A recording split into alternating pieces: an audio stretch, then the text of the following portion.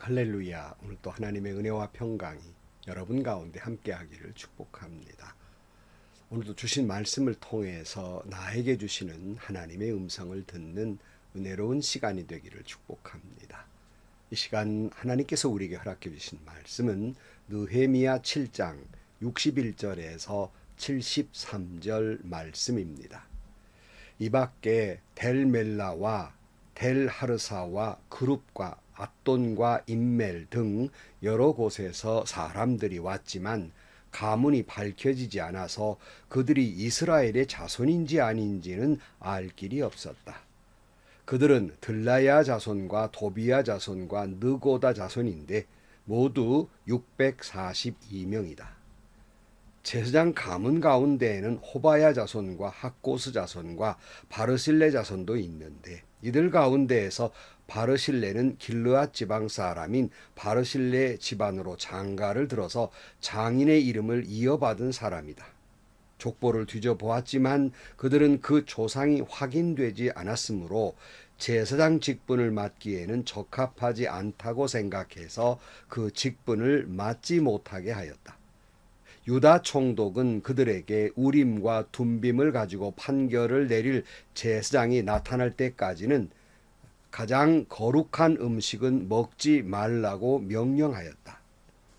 돌아온 회중의 수는 모두 42,360명이다. 그들이 부리던 남녀 종이 7,337명이요 그 밖에 노래하는 남녀가 245명이다. 또 말이 736마리요 노새가 245마리요 낙타가 435마리요 나귀가 6,720마리이다. 가문의 우두머리 가운데에는 건축기금을 내놓는 사람들이 있었다. 총독도 금 1,000다릭과 쟁반 50개와 제사장 예복 530벌을 창고에 들여놓았다.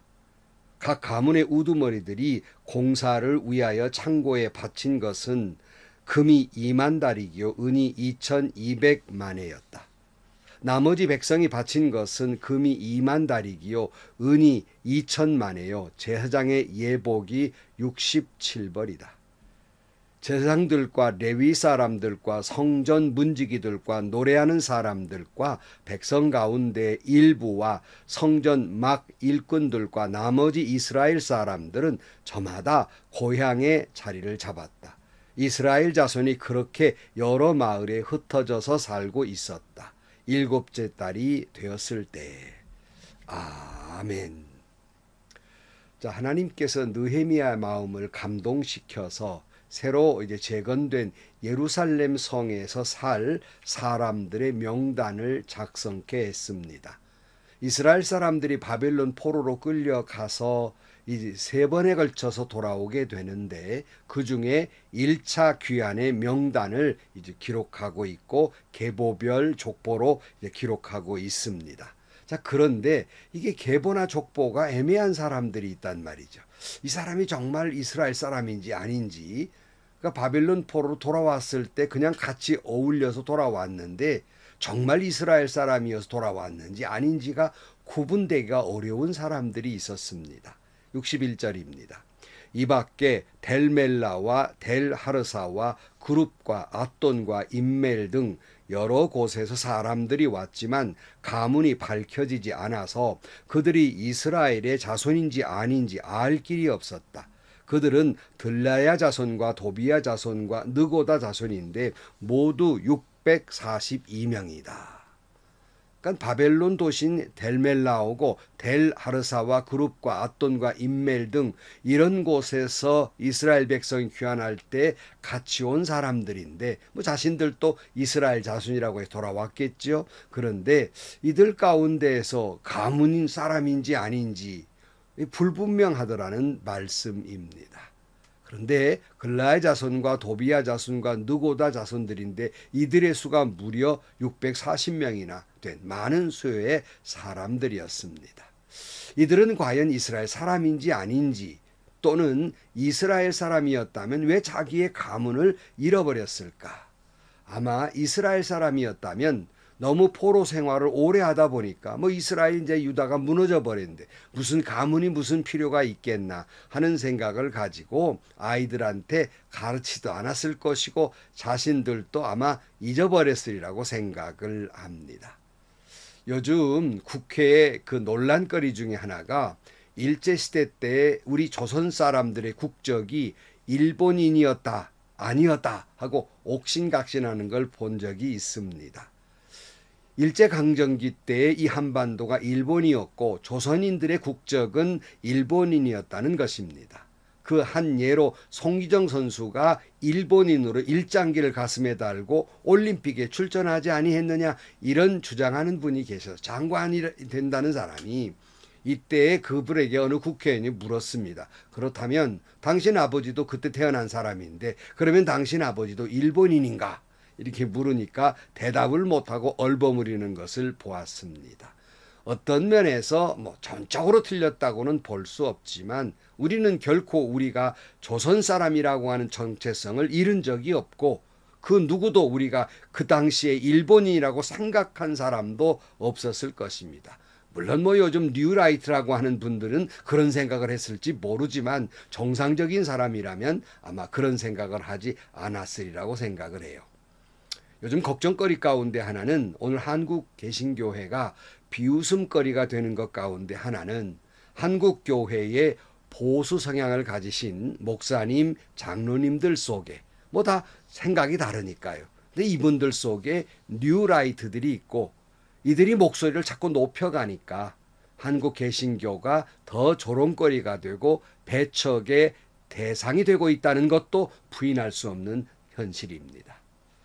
일제강점기 일본 사람들도 조선 사람이 일본 사람인 것을 인정하지 않아요. 어찌 한국 사람이 그것도 장관이 되겠다는 사람이 그런 말을 하는지 참 저 개인으로서는 이해하기가 어렵습니다.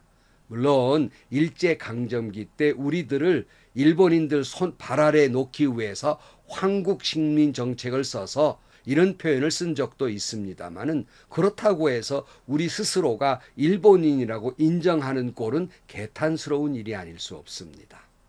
정체성을 잃어버린 거예요. 바벨론 포로를 생활하면서 자신들의 정체성을 잃어버린 겁니다. 그러니까 자신들이 누구 자손인지조차 잃어버린 거예요.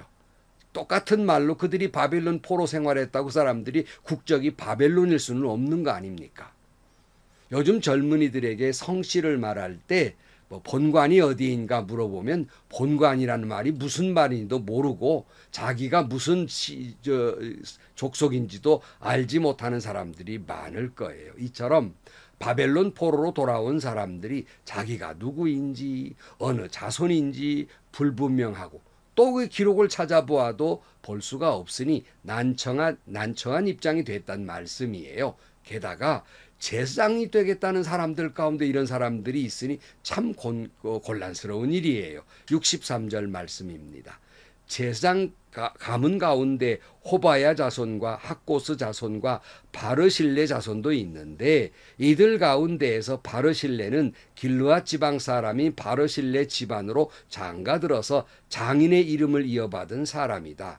족보를 뒤져보았지만 그들은 그 조상이 확인되지 않았으므로 제사장 직분을 맡기에는 적합하지 않다고 생각해서 그 직분을 맡지 못하게 하였다. 유다 총독은 그들에게 우림과 둠빔을 가지고 판결을 내릴 제사장이 나타날 때까지는 가장 거룩한 음식은 먹지 말라고 명령하였다. 그러니까 특별히 제사장 가문이 분명해야 제사장을 할 수 있는데 이게 불분명하기 때문에 제사장을 하지 못하도록 하게 된 것입니다.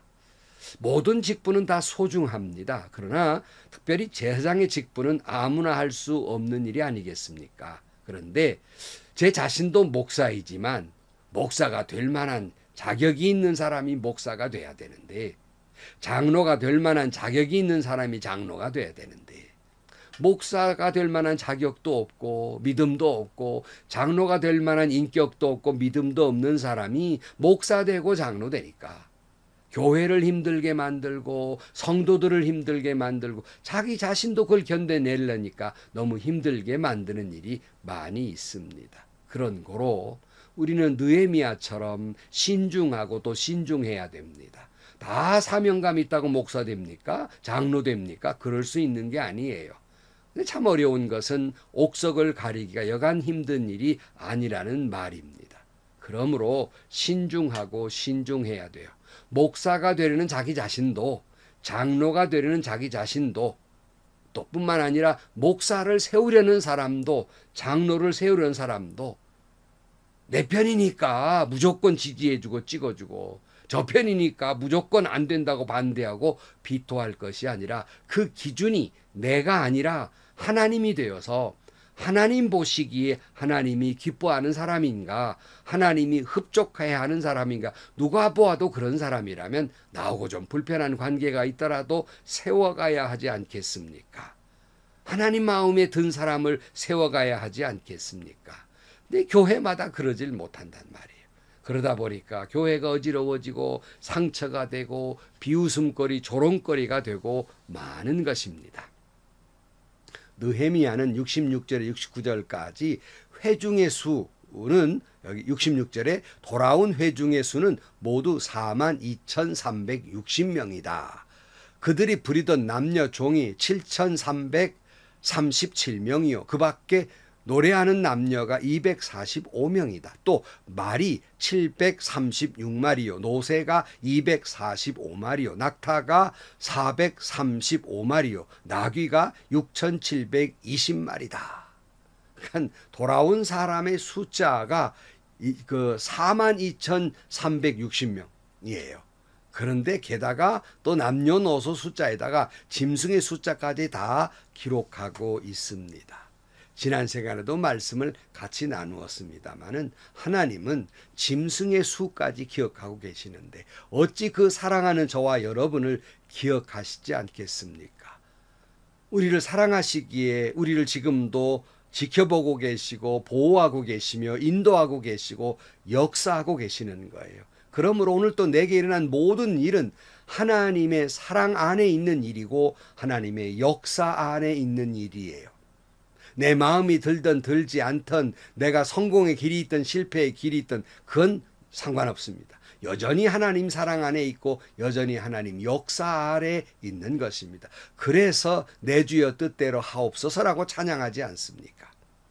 느헤미야는 온 백성의 헌신도 기록하고 있습니다. 70절, 가문의 우두머리 가운데에는 건축 기금을 내놓은 사람들이 있었다.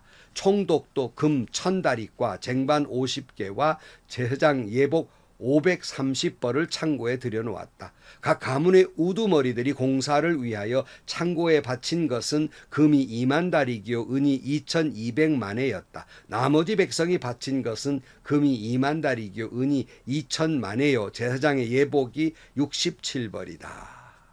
자세하게 그들의 헌신을 기록하고 있어요. 제가 어느 교회에 가보니까 그 교회 주보에 헌금자 명단에 난수표가 막 이렇게 숫자가 기록돼 있어요. 이게 뭡니까? 물어보았더니 헌금자 명단 이름을 기록했더니 하나님께 바친 헌금을 뭐 자랑할 일이 있냐? 그 이름을 다 그렇게 기록하고 있냐? 그 교회가 더 헌금 많이 내라는 그런 속셈이 아니냐 하고 불평을 해서 하는 수 없이 개인들에게 고유번호를 부여하고 그 번호만을 기록하고 있다는 말을 들었어요.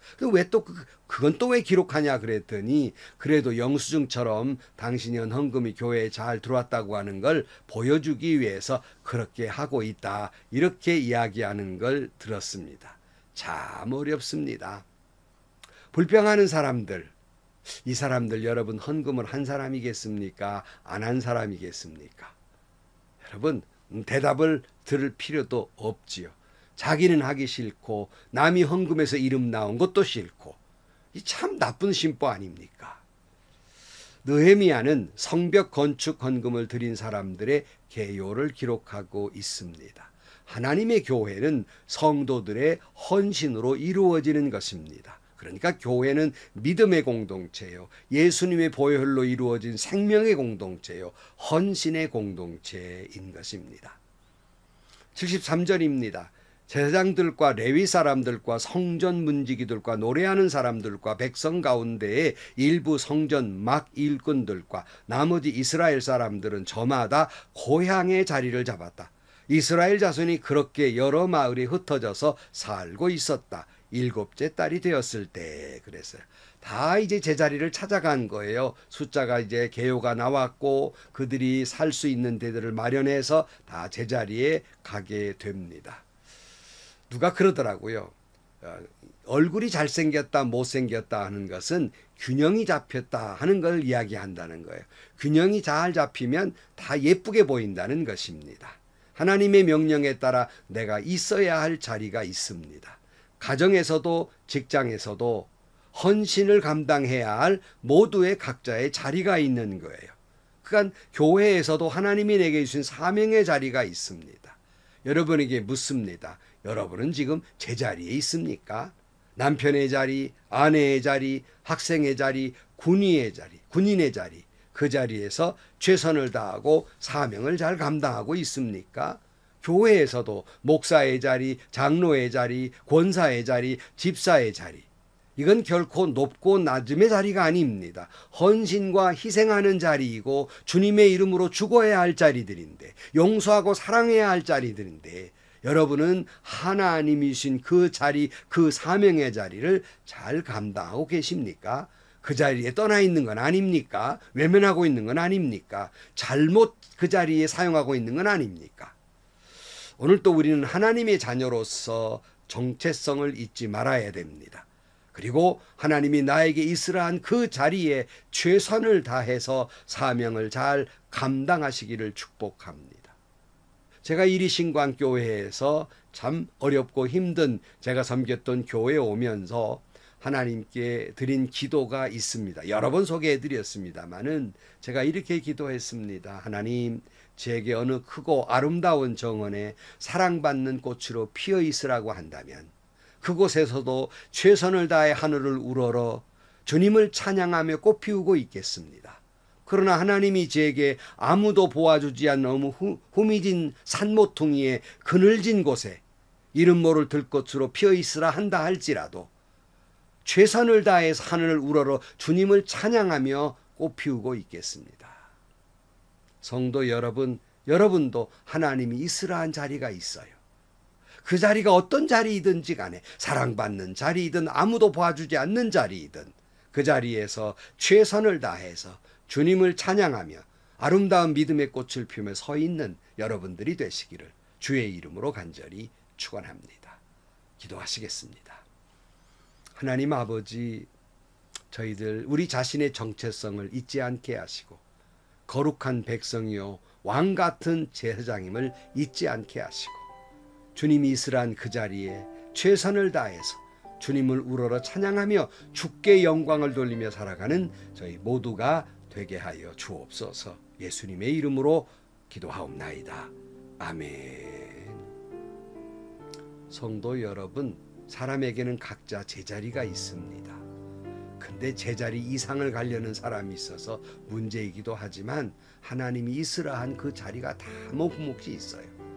그 자리가 어느 자리든지 간에 최선을 다해서 주님을 우러러 주님을 찬양하며 아름다운 믿음의 꽃을 피우는 여러분들이 되시기를 주의 이름으로 축복합니다. 행복하시고요. 좋은 일이 가득한 하루가 되시기를 주님의 이름으로 간절히 축원합니다.